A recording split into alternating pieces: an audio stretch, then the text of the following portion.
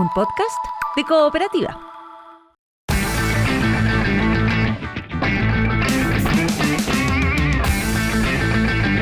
Arranquemos con el tema central, el tema 1 del programa. En este bloque, la U y la Católica operaron a Rosell, lo hablamos en un ratito. Maxi Videla, la U, que juega con Concepción el sábado, hace noticia otra vez por una investigación de CIPER Chile. Bienvenido, Max. Ahora sí. Justamente.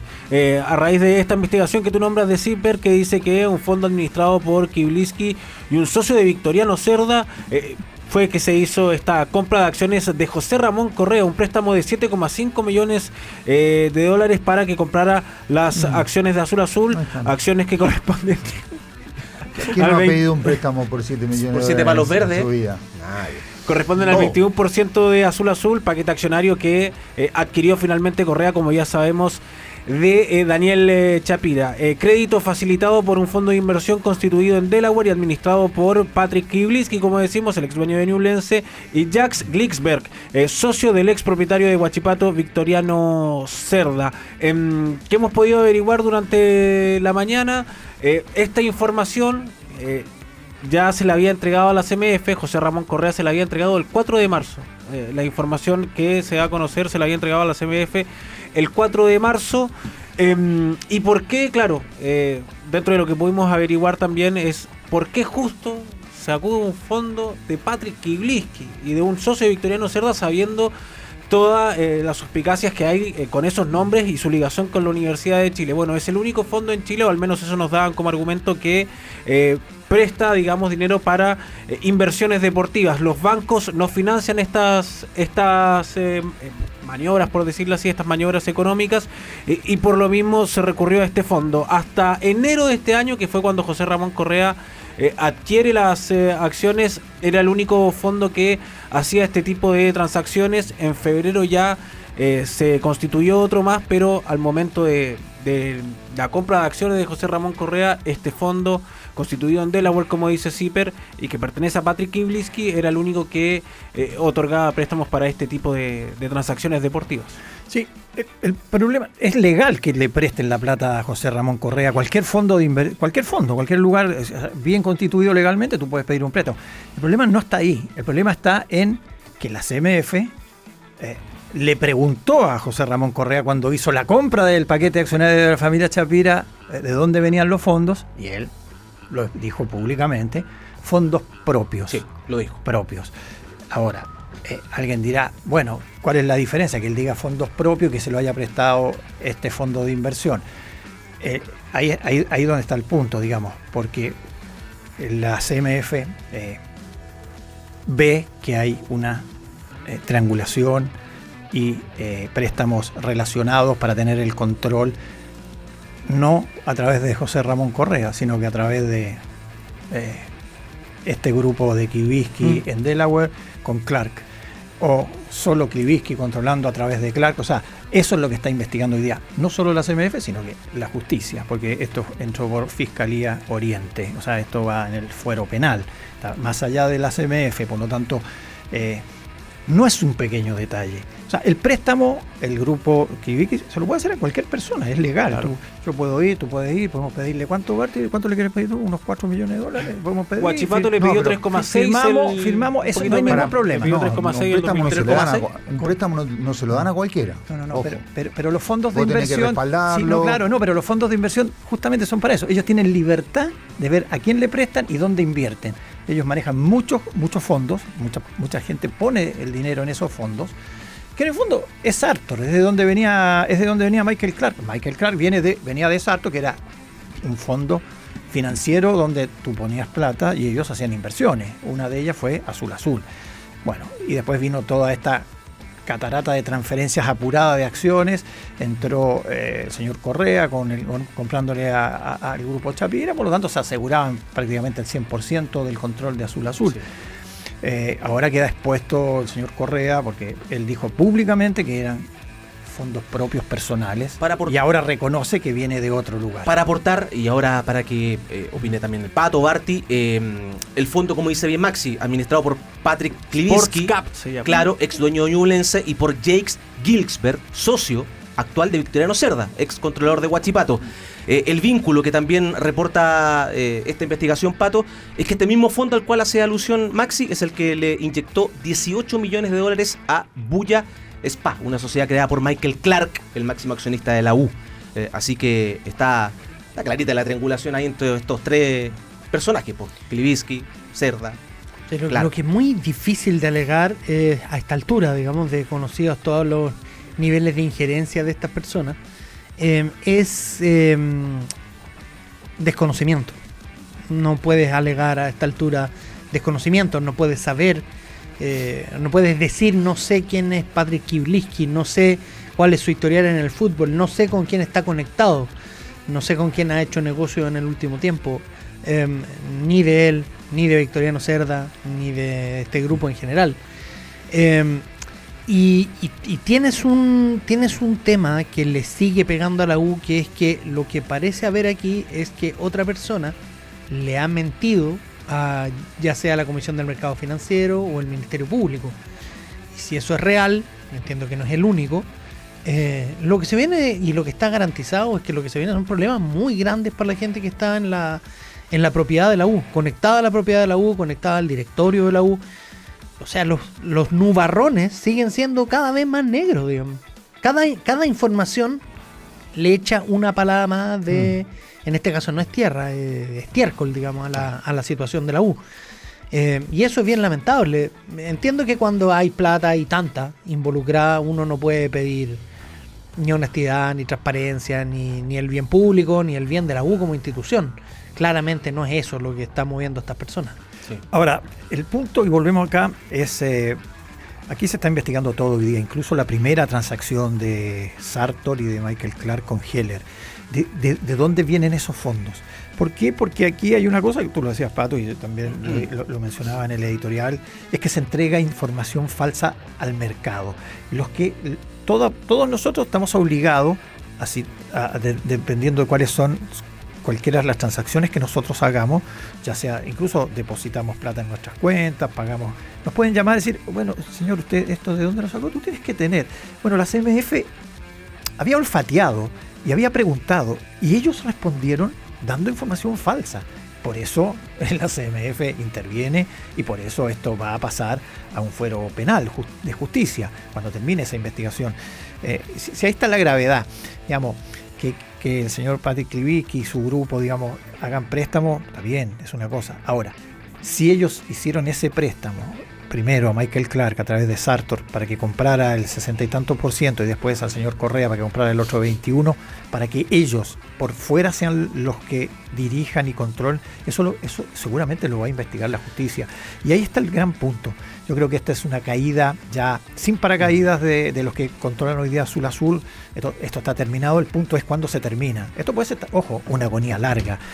Si se ponen, digamos, en el plano judicial con abogados que alarguen y te lo pueden alargar por años, y la cancha se va a ver muy perjudicada. Oye, un aporte para Barty y luego va Maxi, porque en su momento recordemos que Juan Pablo Pavés, exdirector de Azul Azul, dijo en esta declaración a la Fiscalía que existe una especie de cartel, así tal cual, entre los dirigentes de la U, Ñublense y Huachipato, que buscan extraer valor del club, Azul en este caso, para fines particulares. Barty, sí. Maxi y Bar. Algo respecto de lo que decía Antonio, respecto de las investigaciones que evidentemente van a seguir su curso, son legalmente pueden ser solo sobre el paquete accionario de Michael Clark. ¿Por qué no se pueden meter con el 21%? Con el 21% de José Ramón Correa, sí, por ahora, porque no es obligatorio hacer, por ejemplo, una OPA cuando se tiene solo el 21% de las acciones, porque considera el reglamento, las leyes, que no tomas el control de la compañía con apenas un 21%. ¿Cómo podría llegar a pasar algo con esto de Correa?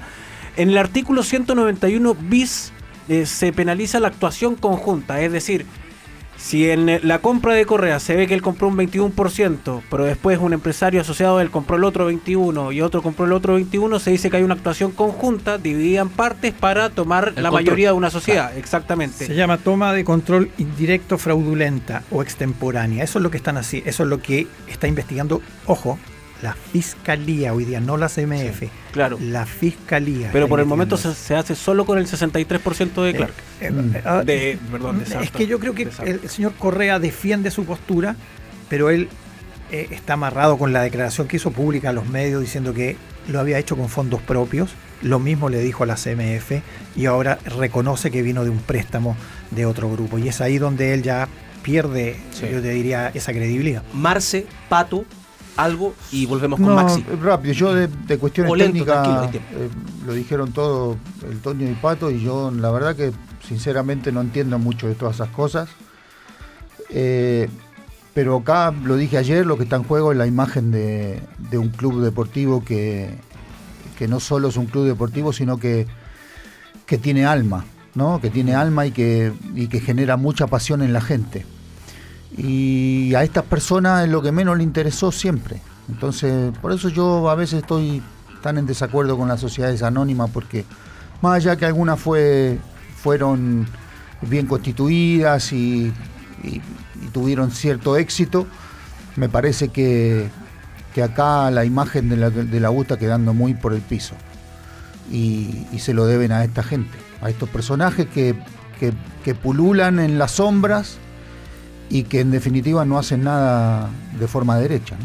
Sí, aquí están hiriendo a una parte grande, masiva de la sociedad que tiene un vínculo con lo que ha significado la historia de la Universidad de Chile, vamos a hablar en lo deportivo, pero también con la Casa Central de Estudios. Yo me imagino que apenas asuma el próximo rector o rectora, lo ha anunciado, que ellos van a poner en tela de juicio el contrato, el incumplimiento del contrato con el actual controladores, va a ser la palabra final. Me llama la atención que Cecilia Pérez sostenga un discurso apelando a la amistad de por vida con Michael Carr. Eso son dos cosas totalmente distintas.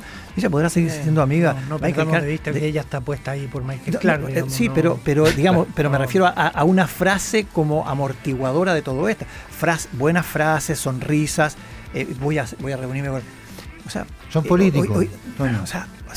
Son políticos, está bien. Nosotros tenemos la misión, digamos, de poner en contexto qué es lo que está pasando y para dónde va esto. O sea, a mí me llama la atención profundamente que un político que ha ocupado cargos importantes como José Miguel Insulza siga siendo parte de este directorio. Recordemos que él llegó al directorio por las acciones de Correa. Me llama la atención de que, por ejemplo, una persona como Francisco Elwin, yo lo conozco, o sea, él tiene una actuación, digamos, es periodista, trabajó reporteando en la radio chilena, después se dedicó a las comunicaciones corporativas, él es la voz presente de la fundación del presidente Patricio Elwin, o sea, son personas que tienen una trayectoria, o sea, me llama la atención, digamos, que esto se zanje con sonrisas de Cecilia Pérez, con yo soy amigo de Michael Clark y los amigos estamos en las buenas y en las malas. Perfecto, eso no necesitas decirlo. Acá Cecilia Pérez necesita aclarar para dónde va para dónde va Azul hoy día con esta concesionaria, porque se vienen momentos donde la U va a tener que contratar futbolistas. A lo mejor el día de mañana este entrenador Gago dice, oye, ¿a dónde me metí? ¿Para dónde vamos? ¿Me voy? No sé, aquí puede pasar muchas cosas. Sí, no soy nadie para dar un consejo, digamos, pero el Ministerio Público ya entró en esto. Si hay funcionarios que no necesariamente son culpables de nada, digamos, antes que se pruebe lo contrario, hay directores que están muy nuevos y que podrían alegar aún inocencia. No se les ocurra mentirle al Ministerio Público, porque se van a meter en un problema que ya se escapa, digamos, de cualquier control, y ahí ya trasciende la U y todos van a salir trasquilados. Entonces aquí lo mejor sería que la gente que es requerida por esos tribunales vaya y entregue la versión y declare la verdad, porque si no, lo que se les viene es muy, muy duro. Sí, Maxi habló la presidenta. Y como cada vez que está el agua tan turbulenta salió el comodín del estadio. Claro, infaltable. Pero esta entrevista fue ayer, sí, con la hora de hablar del diario La Hora, programa del diario La Hora. Lo último respecto a lo de José Ramón Correa, es un préstamo a 7 años a devolver en cuotas con interés, el que le hizo esta... 7.5 millones de dólares con interés en 7 añitos. Gestor Estadio Capital es el otro fondo que aterrizó en Chile a fines de enero para ofrecer financiamiento entre $500 y más de 20 millones para clubes, ligas y federaciones, que ahora le compite al de Patrick Kibliski. Todo eso es legal. Ahora, todo eso es legal. El que entra en una transacción, si es requerido por la CMF, debe decir la verdad. aquí no se ha dicho la verdad. Al contrario, se ha ocultado y se han hecho transacciones relacionadas y lo que se va viendo en la investigación tanto de la CMF como de la Fiscalía es que van bien encaminadas, o sea, tienen clara el hilo, ya lo tienen y lo van tirando. Llegará el momento donde la CMF dictará nuevas sanciones o nuevas investigaciones penales y llegará el momento donde la Fiscalía o un tribunal los llamará a aclarar las incongruencias o contradicciones que han tenido en todas estas transacciones. Maxi, vamos a la segunda parte. Tema estadio. Habló, como decíamos, con La Hora de Hablar, Cecilia Pérez, el programa del diario La Hora en YouTube, y habla justamente sobre el tema estadio como presidenta de la Universidad de Chile. Escuchemos los avances que tenía para contar la manda más de Azul Azul. Los últimos 3 años hemos trabajado muy silenciosamente para ir dándole forma a este sueño, para transformarlo en una realidad, dado que es una necesidad. Ahora, eso se va a poder concretar cuando 2 temas se conjuguen. Primero, los recursos. A partir del 2025, y ya lo empezamos a hacer, nosotros podíamos empezar por contrato a prepagar la deuda que contraímos, prepagar la deuda existente y con esto también pagar la deuda con el Estado. Nosotros tenemos como meta, antes del 2032, es cuando se vence la última cuota de esta deuda, poder tener pagada la deuda que contraímos.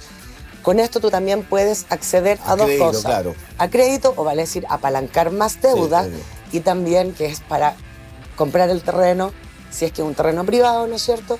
Y posteriormente vía venta de naming y también un poco de deuda, poder construir un estadio de más de 40.000 personas, que es lo que necesitaría la U. Necesitamos valentía de autoridades, que vean que finalmente es un recinto para el país y que no te llenen de trabas. Ahí se pone todo más engorroso. Escuchemos otra más de... te llenan de trabas y se complica todo. Se complica bastante. Históricamente. Cecilia Pérez también habló sobre la transición Meneghini-Gago. Escuchemos a la presidenta de Azul Azul. A mí siempre me gustó Paqui Meneghini, siempre. Y yo creo que la U es un equipo, no te aguanta procesos de ir aprendiendo para consolidar un modelo, para luego alcanzar buenos resultados. Tiene que ser al tiro, y yo creo que eso costó mucho, sobre todo, y también hay que decirlo, venía el equipo muy afiatado bajo el modelo de juego de Gustavo Álvarez. A mí me gusta mucho él por la jerarquía que tiene además dentro del plantel. Es un jugador que tú lo decías, con una trayectoria impresionante, no solamente en el Real Madrid o en los equipos formados en Boca, una trayectoria donde en un camarín con la jerarquía que nosotros tenemos, lo miran para arriba. Ahí está, lo miran para arriba en el camarín de la U entonces a Fernando Gago. Oiga, en lo deportivo el día sábado, Deportes Concepción con la U. Acá. Sí, ayer hablábamos de los centrales, el Nico Ramírez tiene una mejor opción que la de Matías Saldivia de al menos estar en la nómina para este partido frente a los Lilas. En los trabajos que van en la semana, donde se ha tratado de ver si es que pueden responder justamente a los ejercicios necesarios para estar disponibles para enfrentar a los Lilas, el Nico Ramírez por ahora responde de mejor manera que Saldivia, así que por ahí va más la esperanza de Gago, en que el ex Barcelona de Guayaquil pueda estar al menos en la nómina para enfrentar a los Lilas. Listo, partido que va a ser el estreno también de Fernando Díaz en la banca de Deportes Concepción. Hubo una suerte de polémica porque en el cuerpo técnico de Conce viene Gerardo Manuel Reynoso. La vieja. Suegro. Claro, suegro de la Ribey. ¿No? Ahí decían en Conce un poquito de nepotismo quizá, pero bueno, fue una anécdota. Ayudante técnico también. Pero la Ribey tampoco además que la Ribey necesita, juega con o sin Reynoso. Ahora, yo creo que sería más nepotismo si, estando Nano Díaz y la vieja Reynoso, contrataran a la Ribey. La Ribey estaba. Él viene parte de un staff técnico. Claro, alguien podría decir no es común. Yo me acuerdo que, por ejemplo, mi papá cuando comenzó a dirigir en la Católica, dirigió a Ignacio, su hermano, como técnico. Me tocó dirigirlo. ¿Y lo criticaron en su momento o no era tan puntillosa la prensa? No estaba yo, así que... Usted no estaba. Tendríamos que ir a la al archivo, a la hemeroteca. Bueno, el día sábado, Maxi, lo último, y cerramos la U. ¿Estamos? Sí, 17:30 se va a jugar el partido. En algún momento se amenazó el horario porque es el Día del Patrimonio y se iba a hacer algo en el Estadio Nacional. Había gente que quería ir a ver y le dijeron no va a poder ser. El domingo sí, pero así que no se corre el partido. 5:30. Listo, ahí estará el micrófono de Cooperativa Deportes para ese día sábado, para el encuentro entre la U y Deportes Concepción. La U, recuerden, a 13 puntos del líder, pero con un partido pendiente a jugarse el 18 de junio contra O'Higgins, que hoy va a la cancha, en un rato hablamos de eso, contra Millonarios en Colombia. Maxi, impecable, muchas gracias. Gustazo. Estás escuchando el podcast de Cooperativa Deportes, una presentación de cooperativapodcast.cl. Ayer Seba Aguilar era discusión acá en la mesa.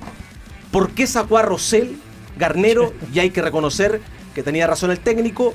Nosotros lo advertimos mal, pero un auditor nos dijo: un rodillazo de Vidal rompió a Rosell. Bueno, finalmente termina siendo operado el delantero cruzado y se pierde el partido con Boca el jueves. Cevita.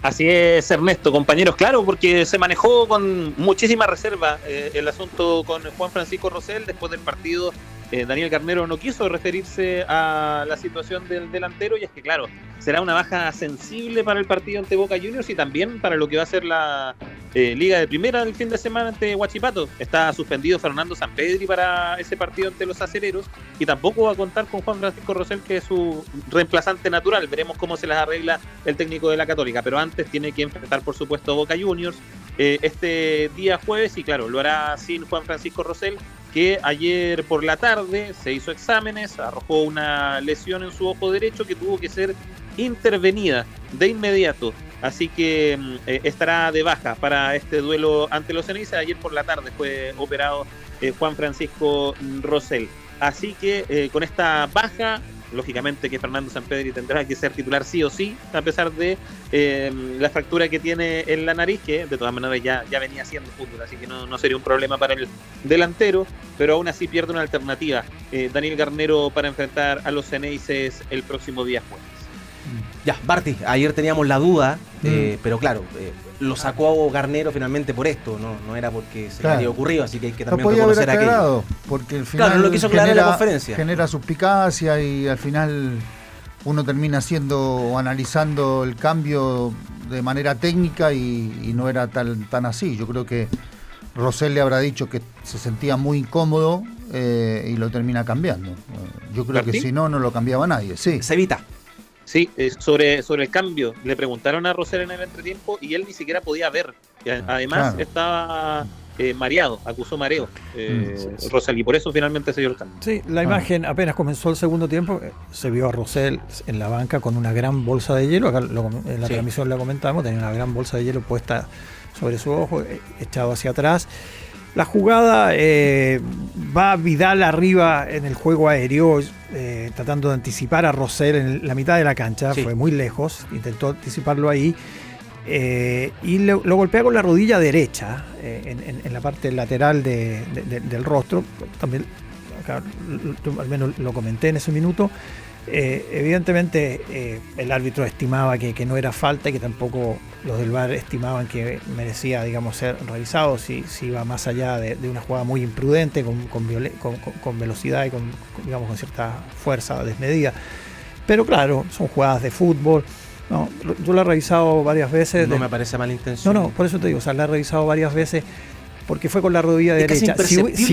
Si hubiera sido con la rodilla izquierda, sí, ahí podría, porque Vidal fue primero con la rodilla derecha a buscar el impulso, y fue en ese impulso donde lo toca a Rosell. Si hubiera cambiado de rodilla en el aire, yo ahí sí te habría dicho, aquí intentó poner alguna firma a Vidal porque no lo estaba pudiendo controlar. Sí. No, yo creo que fue una jugada desafortunada. Estoy de acuerdo.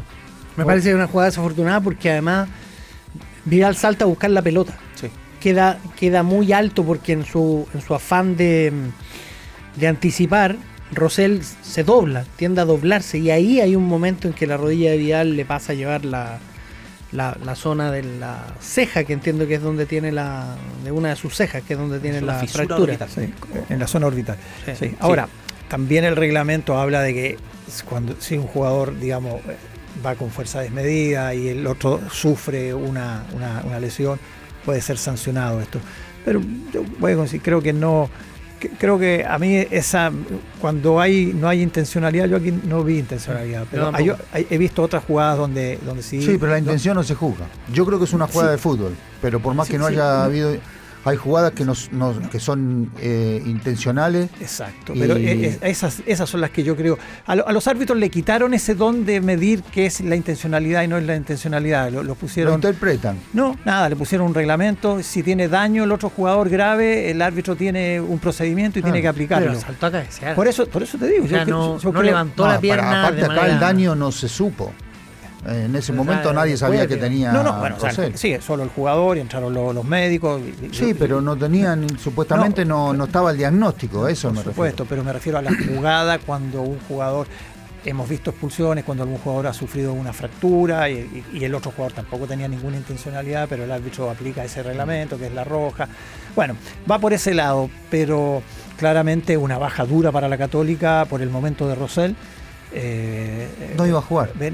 No, o sea, no pero iba en el plantel. Seguramente, pero lo podía haber seguramente necesitado. no, pero entre la máscara de San Pedri y tener a Rosell en plenitud, yo creo que no tenía dónde perderse Garnero. Además que venía en un ritmo y rendimiento en alza. Absolutamente. ¿Cómo no tenía dónde perderse? O sea, ¿Iba a jugar San Pedri? No, de tener a los dos.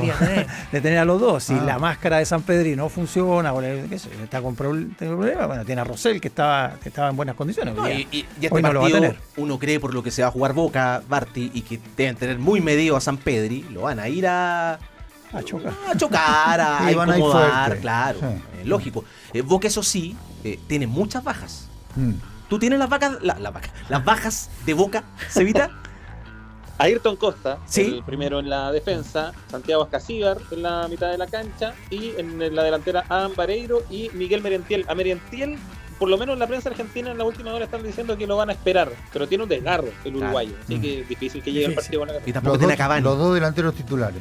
Oye, Marce, seguramente Milton Jiménez va a jugar. Jiménez con Ceballos. Con el claro, lo más probable. Pero distintas características. Decían que a Palacio lo podían citar para el día jueves, pensando en las ausencias que tiene Boca.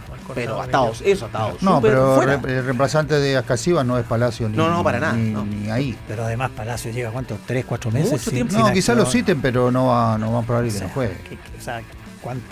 ¿En qué estado de forma estará Palacio? Bueno, o sea, siempre ante las necesidades, cualquier deporte, la presencia siempre te puede dar 15 minutos. Talarcón también, pero yo creo que son distintos. Lo más probable es que ahí van a tener que buscar un volante central, que lo más probable es que sea el chico Delgado. El otro Delgado que tiene al medio. Sí. Oye, escuchemos voces pues de la Católica y también hablemos más de lo que están presentando los Cruzados, que mañana parte el mediodía aproximadamente, Sabita, en busca de ese puntito que los mete a octavos de final. Así es, y donde también ha generado bastante revuelo la designación del árbitro para este partido ante Boca, Wilmar Roldán, el árbitro colombiano que será el juez del partido. Muchos comentarios respecto a esta presencia de un personaje realmente del arbitraje sudamericano y que lo designan para este partido donde Boca está bien apremiado. Se le preguntamos sobre aquello a Jimmy Martínez, al volante de la Universidad Católica, que asegura que, bueno, no habla del arbitraje, pero asegura que va a tener todo en contra de la Católica el próximo día jueves. Sí, yo creo que el jueves igual vamos a tener todo en contra. Pero somos 11 contra 11 y la verdad que vamos a ir a hacer lo que hicimos en Brasil, lo que hicimos en Ecuador, a jugarnos nuestra opción para poder clasificar. No, personalmente, si nos vamos a estar preocupando de los árbitros, yo creo que nos vamos a complicar solos. Así que vamos a ir con el plan de juego y como te digo, a buscar la clasificación. La palabra del ex volante de Huachipato, que también se refiere al escenario que tiene la Católica. Tú lo decías, Ernesto, un puntito los va a asegurar un empate en octavos de final de la Libertadores. ¿Es algo que tienen en mente? ¿Van a salir a buscar el empate? Esto dice el volante cruzado. Creo que ocasiones no hemos estado generando. Lamentablemente no hemos concretado. Quizás en los momentos donde hemos tenido el rival para golpearlo no lo hemos hecho. Creo que nos ha faltado eso, pero sí, personalmente me da la tranquilidad de que no hemos generado ocasiones, pero también me llama eso lo que dices tú, de que no hemos concretado el pasar por encima del rival. Sí, obviamente nosotros como futbolistas no es que vamos a salir a empatar, nosotros siempre vamos a aspirar a ganar y es lo que vamos a ir a hacer allá el jueves a Argentina. Ya, si bien van a salir a ganar, Garnero todavía no para el equipo que va a enfrentar a Boca Juniors, seguramente lo hará mañana antes del viaje, pero es difícil que juegue, por ejemplo, como jugó contra Barcelona, con un 4-3-3. Probablemente haya algún cambio en el esquema, sumar un volante, restar un delantero es una de las posibilidades, pero difícilmente la Católica salga a quemar las naves pensando en que, claro, un empate en la Bombonera le sirve para clasificar. Sí. Pato, a Roldán la gente le recuerda que no expulsó, a que me lo dice Cristian Rivas, a Bombito, el central canadiense en la Copa América, por un codazo a un chileno. De ahí que nace la tira con Roldán. Ese arbitraje fue muy malo. Sí, aunque en Argentina también están criticando. Y perjudicó abiertamente a Chile. Sí. Patricio. Sí, mira, es que sí. Cevita y el Pato. Sí, es que con Roldán también los hinchas de Boca tienen sus reparos porque, por ejemplo, expulsó a Luis Advíncula hace un par de Copa Libertadores atrás, a los 3 minutos, si no me equivoco, fue la infracción de Advíncula. Un clásico Advíncula también. Sí, pero entonces, si mal no recuerdo, Advíncula se le salió completamente la cadena en esa jugada. Sí. Estuvo bien echado, pero bien echado. El resquemor de los hinchas de Boca. En Boca dicen cómo nos van a echar en el minuto. Pues son creerán que no se puede. Hinchas de Boca no son tontos, juegan de local con la Católica. ¿Qué tiene que ver la expulsión del canadiense y la Católica? O sea, no tiene nada que ver. Sí. No, yo es que en lo que Bombito. quería decir iba por ahí. Yo creo que la Católica es un equipo que logra jugar en algunos pasajes con un ritmo copero que es interesante. Si hubiera materializado mejor sus primeros minutos ante Colo-Colo, creo que el resultado pudo ser distinto. Y creo que ese ritmo y esas cualidades que tiene, no estoy diciendo que sea un equipo perfecto, ni mucho menos, estoy diciendo que tiene ciertas cualidades, creo que lo destruye, lo pone en jaque por la excesiva relevancia que su equipo y todo su entorno le da a los arbitrajes. Creo que es un equipo que está permanentemente, y me llama la atención que Jimmy Martínez lo diga incluso antes de ir a jugar, está dándole una relevancia al arbitraje que yo creo que ellos, para estar 100% metidos en lo que hacen, no deberían ser así. Creo que lo trae incluso antes de Garnero. Mira lo que te estoy diciendo. Creo que de antes de Garnero este plantel, ciertos referentes, están en una pelea permanente con los arbitrajes que muchas veces es inducida, se la alimentan ellos mismos. Quiero decir que ante Colo-Colo hay jugadas en las que determinantes, en las que hay jugadores de la Católica que están más preocupados de engañar al árbitro o de reclamar una falta que de cómo sigue la jugada. Sin ir más lejos, Ampuero en el segundo gol de Correa, por poner un ejemplo, nomás de uno que recuerdo, que tengo a la mano. Entonces, yo creo que a la Católica le haría bien que desde su liderazgo el tema del árbitro y el tema de caerse y el tema de gritar y de simular y pedir tarjeta bajara de intensidad. Yo creo que le haría bien a un equipo que, insisto, tiene méritos para futbolísticamente hacer buenas presentaciones. No sé si le alcanza para salir con lo que necesita el punto, los 3 puntos de la Bombonera, pero creo que para pelear el partido, para jugar un buen partido tiene, pero ojalá se dedique 100% a eso. Sí, porque allá el árbitro probablemente sea un poquito más localista. Sí, a ver, inevitable. Sí, pero también los jugadores se sientan en la sala de conferencia de prensa, le preguntan, el jugador también tiene que ser inteligente en cómo responde. Evidente, el árbitro le dicen, no expulsó al canadiense, sí, claro, nos va a perjudicar. Es parte de la historia. O sea, le preguntan al de Boca, sí, no echó a Advíncula a los 3 minutos. ¿Qué hizo Advíncula? No, le pegó un hachazo en la cabeza, le dieron 100 años de cárcel. Bueno, o sea, es parte de la previa. Eso es parte de la previa, lo otro no. No, o sea, quedarte reclamando una falta y que te hagan un gol porque te quedaste tirado, eso no es parte del folclore. Es un error, por ejemplo, la Católica tuyo. Claro, la Católica en el partido con Boca, en el primer partido de la Copa Libertadores, la Católica se le salió la cadena. Le agrego algo por completo y no jugaron, se dedicaron a eso. Si eres zaguero central o eres volante central, eso no está, o sea, en los mandamientos está, no lo hagas jamás. Eres defensor, no te podís quedar reclamando tirado en el piso porque donde en la zona donde tú juegas perdiste la pelota, es un peligro real para tu equipo. Y aparte que el jugador, cuando empieza el partido y los primeros cobros del árbitro ya te dicen de qué forma va a dirigir el partido. Si el otro día, por ejemplo, Cavero era el dejó jugar. Sí. Entonces, vos tenés que ser inteligente también para darte cuenta que no te va a cobrar toda la falta, no te va a cobrar los empujones, no te va a cobrar. Te va a dejar pasar varias de esas cortitas. Entonces no tenés que hacer, tiene que bajar los decibeles, digo yo. Y la declaración de Jimmy Martínez, Católica no se tiene que preocupar del árbitro, se tiene que preocupar de tratar de jugar, perdón, y de sacar los 2 resultados que le convienen de los 3. Que es ganar o empatar. Yo no veo que Jimmy Martínez sea un gran líder. No, pero ¿por qué lo dice? Porque le preguntaron. No, porque eso se habla internamente. Pero por eso, pero no es que por se eso sentó Jimmy y dijo, Martínez sale voy a hablando. hablar del árbitro. Sí, pero perdona, el gran líder de la Católica es San Pedro, el rey del reclamo en cancha. El rey de majaderear a los árbitros hasta que los saca de quicio. Es su personalidad. Otro líder es el que se quedó tirado en el segundo gol de Correa, Ampuero. Es el líder, ese no es Bueno, Jimmy el técnico Martínez. también vive hablando de los árbitros. Bueno, por eso, entonces. Ahí es donde cada jugador sabe cuando se le salió la cadena o no se le salió la cadena, es así. Digo, no regalen eso. Ahora, en cuanto al partido en sí, recordemos que la Católica se ha acomodado muy bien de visitante, de hecho ganó sus 2 partidos, tanto en Belo Horizonte como en Barcelona. Se ha acomodado de atrás para adelante. Exacto. Ahí saca el manual paraguayo, Dani Garnero, y el 4-1-4-1 lo retrotrae al 4-2-3-1. Cuando ha jugado afuera, ha hecho 4-2-3-1. O 4-4-1-1 de repente, cuando defiende. Para mí en general ha hecho 4-2-3-1 porque... No, pero los que juegan por afuera de los 3 retroceden. Claro, pero son jugadores más de ataque que de defensa. O sea, se plantan se plantan más cerca de los volantes, pero son jugadores de ataque. O sea, no te pone al Simbi Cuevas por la izquierda, te pone a Gianni y por derecha te pone a Monte. Yo creo que va por el 4-2-3-1, sobre todo... y no sufrió defensivamente en ninguno de los 2 partidos.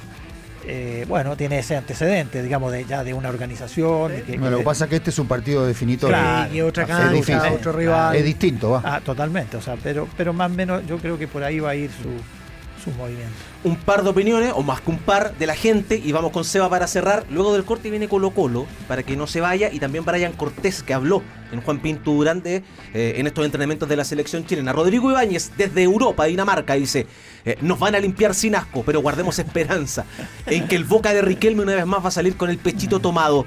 Dice: el monjismo-leninismo está lleno de fe. Lo dice Rorro desde Dinamarca. Dice: estoy de acuerdo con Don Pato. La Católica tiene argumentos para competir cuando está 100% enfocado en su juego. Ramut Pixel dice: San Pedro es el máximo líder de la Católica y es de los que más simula y reclama. Y hace una consulta, por cierto, ¿dónde es que hay tantas trabas? Me interesó ese tema, pero lo dijo Cecilia Pérez recién. Sí. Hablaba sobre el tema del estadio, querido Ramut Pixel. Después le damos unos datos. Caneo los maneja muy bien, pero está en Argentina. Juan Melis Barti dice: la usé ya un par de años en la misma. Simulaciones, reclamos. No aprende. Antes solo era San Pedri. No aprende Caneo. Pero ahora son la mayoría de los jugadores. En Argentina hay también. Bastante Simulan, bien. sí. Bastante bien. Pedro Escamoso. Hablemos de la nómina mejor para no dar lástima frente a Portugal y el Congo. En un rato viene Ivo Bay desde Pinto Durán. Mariana Carola, remontadas. La de Gaudio al Mago Coria. Tremenda. Final de Roland Garros el año 2000. Y voy contigo, Cevita, para cerrar el reporte. Se me complica. Apareció la IA de Caneo en Chile. Se le complica. Se le complica. Se le complicó esa noche. Sí. Es verdad. Y otras más. Mañana se va a encontrar la Católica con Caneo allá en Buenos Aires, porque va a viajar pasadito el mediodía al cuadro cruzado. 12:30 está presupuestada la salida del cuadro cruzado para quedar totalmente concentrados antes del entrenamiento por la mañana. Listo. Y luego el viaje hasta Buenos Aires. Muchas gracias. Ayer se comió una milanesa, la napolitana, Caneo, pero Caneo. Grande como una mesa era. Estaba ayer, está en Buenos Aires. Sí, estamos preocupados. ¿La mostró? Sí. Bueno, les cuento que hoy día les voy a contar una infidencia. Francisco Caneo hoy está enfermo del estómago, está en recuperación, Patricio Muñoz. Claro, que todos los excesos pasan la cuenta. Caneo no ha querido entender. Sí, esperemos que esté bien para la transmisión del día jueves. No ha logrado entender eso. Sí, pero ¿Fue una milanesa o fueron 2? No sé, yo vi una, pero... Hay un reporte, algo extraño. ¿Hay reporte? Sí, de bodegón. Hay un informe de bodegón. Sí, dice asado y milanesa. Le metí 4 platos de carne. Pasó una mala noche. Ese es Caneo. Tengo sobrepeso y me gusta la noche. Ahí Mira. está. Y la pasó muy mal. Muy mal. Bien, Caneo. Ya pues, Cevita. Al día le pondría un toldo, Caneo. Al día le pondría un toldo. El Bambino dijo eso. Muy bien. Cevita Aguilar, algo. Matamos contento por Waterman y por Giannis, que van a la Copa del Mundo. Eso nos queda para alegrarnos. Van al Mundial, exactamente, los dos panameños que van a ser los únicos, yo creo, representantes del fútbol chileno en el Mundial. No hay mucho más por donde se pueda ver. Así que hoy día presentó la nómina Panamá, también lo hizo Marruecos hace un ratito atrás. Así que ya están quedando poquitas por conocer para la Copa del Mundo. ¿Romero de la U quedó fuera de la lista Paraguay? Entiendo que no la han presentado. No, creo que no ha salido. Creo que no ha salido. Está entre los... Está en la total, pre, ¿no? está en la pre. Está en esa lista larga. De 55, Está en la lista larga. Ya, pues Evita. Oye, lo último, Toñito, el dato del oftalmólogo para Caneo fue traspasado bien en Buenos Aires. O sea, Usted tiene uno muy bueno allá. Sí, pero como él estaba mal hoy día en la mañana no se lo pude dar. 24/7. $100. No. Ojito. Gracias, Evita. Abrazo, que estén bien. Chao, chao. Estás escuchando el podcast de Cooperativa Deportes, una presentación de cooperativapodcast.cl. Vamos a propósito con Rodrigo Gómez desde el Monumental para hablar de Colo-Colo, que va a tener que lidiar en un momento dulce, Rodri, pero lidiar con la ausencia de Alarcón, pero también un pequeño problema a raíz del recital de Milo J, que terminó con la cancha algo averiada. ¿Cómo está, Comito? Bien, Ernesto, ¿cómo estás? Muy buenas tardes. Bien. Volvió Colo-Colo en los entrenamientos durante esta jornada y como lo decías tú, ya el técnico evaluando el retorno de Javier Correa, que fue la gran figura del último partido, cómo está ese muslo derecho que no le impide jugar, pero obviamente también lo tiene algo tocado por estos días al delantero de Colo-Colo, que de todas maneras no corre riesgo de estar en el duelo frente a Deportes La Serena, que va a ser el siguiente desafío de Colo-Colo. Y lo que tú apuntabas, Ernesto, esta ausencia de Tomás Alarcón obligada por la expulsión del último partido, que hace rememorar la última vez que él estuvo ausente de una oncena titular de Colo-Colo y fue la última derrota que tuvo Colo-Colo. Esto por decisión técnica. En aquel partido estuvo en la banca frente a Palestino en el Estadio Monumental y Colo-Colo perdió ese compromiso sin Alarcón. Y ahí, cuando no tuvo al jugador, en este caso por una decisión técnica, la variante que utilizó Fernando Ortiz fue ubicar otro delantero, que en ese caso fue Pastrán. O sea, dejó un tridente de ataque con Hernández, con Romero en aquel minuto, que ahora sería Correa, y Pastrán ingresando para un mediocampo que tenía solo un doble contención con Méndez y Madrid. Estará Vidal también para este partido, así que yo creo que ahí ya comienzan las interrogantes de no tocar esta fórmula ganadora que hasta ahora tenía a Colo-Colo con el bloque de 3 y con Alarcón bien cerquita de Vidal, ayudando en esa salida desde el fondo. Así que va a ser una pieza importante, veremos si es que adelanta Vidal a ese mediocampo o lo hace entrar y salir de la defensa, pero lo concreto es que no deja de ser un cambio relevante para el funcionamiento del equipo y como te decía, la última vez que no lo utilizó en aquel minuto por una decisión técnica fue el último partido que perdió Colo-Colo. Ahora, Rodri, ¿son nombres o derechamente es esquema?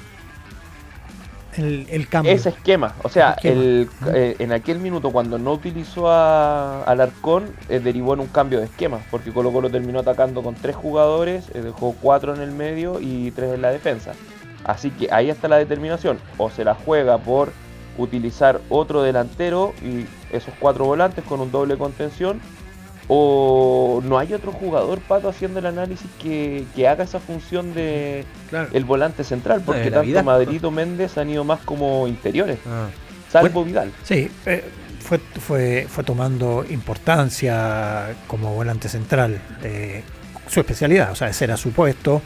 Ahí él salió en O'Higgins, de ahí se fue a España jugando en esa posición y se transformó con el tridente, con los otros dos mediocampistas, con Méndez y Madrid en el funcionamiento de equilibrio de Colo-Colo, sobre todo hacia atrás, defensa, dan esa seguridad. Yo creo que a esta altura Ortiz ya tiene la organización de juego, con Vidal de líbero y bueno, ahí va a tener que improvisar con alguien jugando de volante central. ¿Te calza más eso que suma un volante y no un delantero? Porque visitan a La Serena, no olvidemos, que metió 4 de local.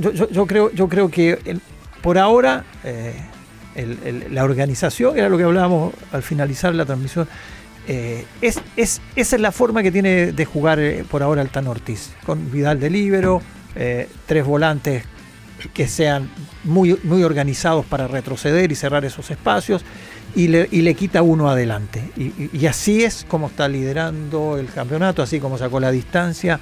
Yo creo que difícilmente va a cambiar hasta que llegue, digamos, la época de mitad de temporada y a lo mejor hayan contrataciones y ahí pueda entrar alguien nuevo que dé alguna otra diferencia. A ver, los entrenadores muchas veces en parte tienen su ego y en parte les gusta como proteger sus pensamientos más profundos, como que no les gusta dar mucha señal y mucha información al rival.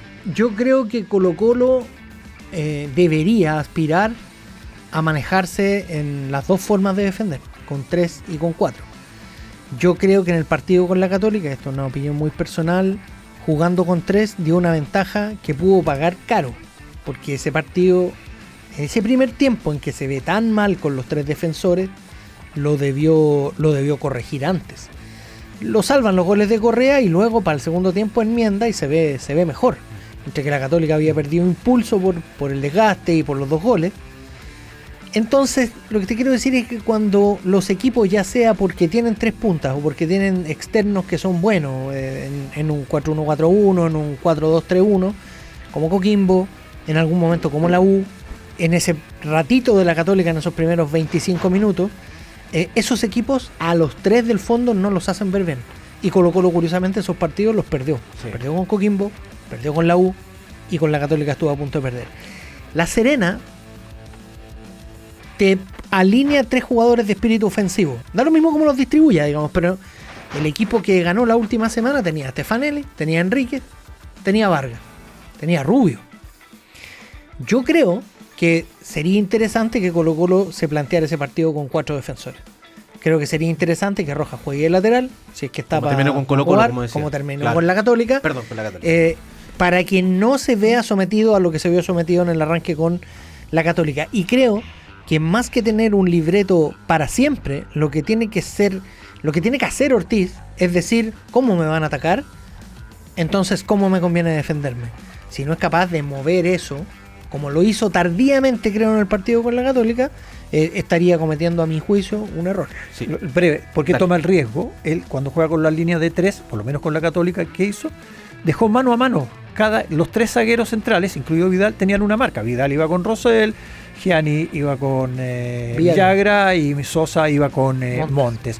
Entonces, cualquier pérdida en el mano a mano, como le pasó a Vidal, termina en una, y como le pasó después a Sosa por el sector izquierdo, derecho, claro, termina siendo jugada de gol. Por eso el manual dice, si te atacan con 3, defiendes con 4. Corrige. Eso dice el manual. Entonces, pero ahí viene esa eterna discusión interna que debe tener Ortiz. La línea de 3, sí, estoy siendo líder, puntero. Y soy puntero además con los laterales. Pero ese no es el argumento, pues, Toño. O sea, el resultado, él dice, me ratifica que el resultado estoy bien. ¿Y él qué hace con los 2 laterales?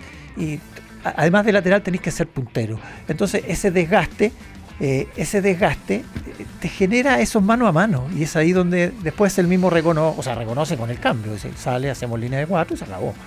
Pero ahí está el riesgo.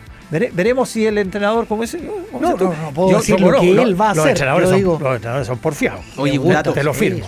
Un dato, y para ir redondeando Colo-Colo, y puede servir para el análisis también. Llega mensaje de Barcelona, el hincha serenense, cómo no. Topilo en el YouTube dice: ojo, que la Serena ni siquiera tiene su mediocampo titular. Escalante y Chamorro fuera por amarilla. Sí. Chamorro que marcó un doblete. Entrando. Y ha jugado bien. Sí, a Limache y Escalante, que es de lo mejor que tiene la Serena. Así que 2 bajas importantes. Sí. Rodri, lo último con Colo-Colo.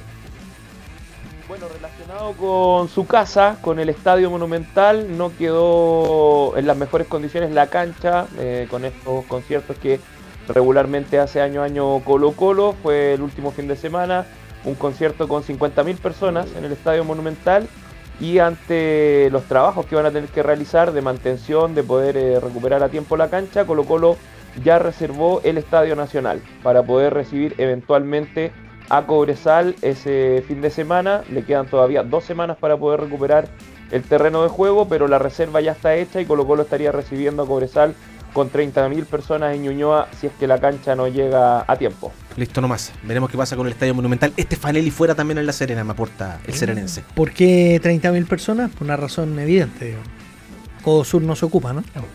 Claro, no se ocupa el sector del lado sur, donde habitualmente está ahí la barra de la Universidad de Chile. Eso no se ocupa, y todo el sector norte hay un resguardo también en la zona baja de donde está el memorial, pero el resto todo ocupado. ¿Quién va a romper alguna vez esa regla no escrita? Inercia. Ojalá. Gomito, gracias por el reporte. Abrazo. Abrazo, que estén bien. Chau.